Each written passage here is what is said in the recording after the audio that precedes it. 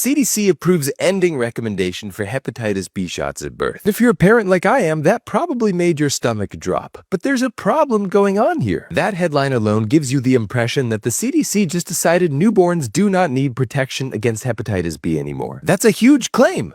But it's wrong. Since many people only read headlines, those framing choices in the headlines shape people's real decisions. That's why I use a tool called Ground News, who I'm partnered with. Ground News lets me instantly compare how the same health story is being framed differently across different outlets. The thing to understand is that Ground News doesn't actually write any news articles. What they do is they pull together coverage from all across the political and ideological spectrums to provide historical factuality scores, give insights into bias, ownership of the publications, and so on. When you use those tools to actually look at how different outlets are covering the same story, things get very interesting. This one frames it like the hepatitis B vaccine was previously mandatory at birth, which is simply not true. It was recommended, which meant that payers had to cover it if parents chose to get it, but no one was forced to do anything. Although, of course, it is a good idea to choose to get it, and we got it for our daughter. But you don't get that from the headline. Notice I pulled this up using Ground News in this screenshot here, and you'll see the tags indicating that this was published by a right-leaning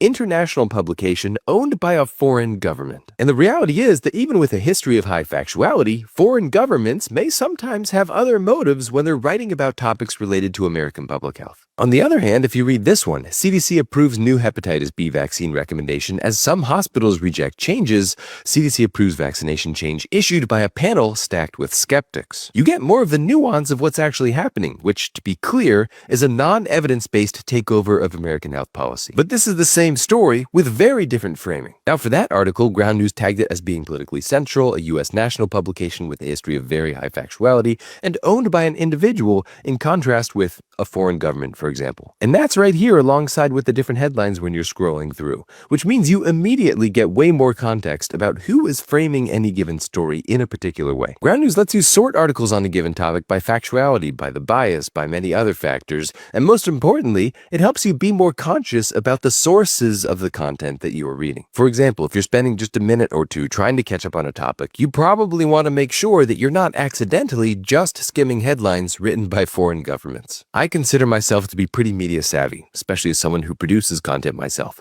but I still acknowledge that I'm at serious risk of biases like confirmation bias and others if I don't actively think about the sources and the motives of the people where I get my information. Ground News helps me with that. As part of this partnership, they provided 40% off the Vantage plan if you go to groundnews.com/NOC or check out the link in my bio. This could be great for you or as a gift for someone else this holiday.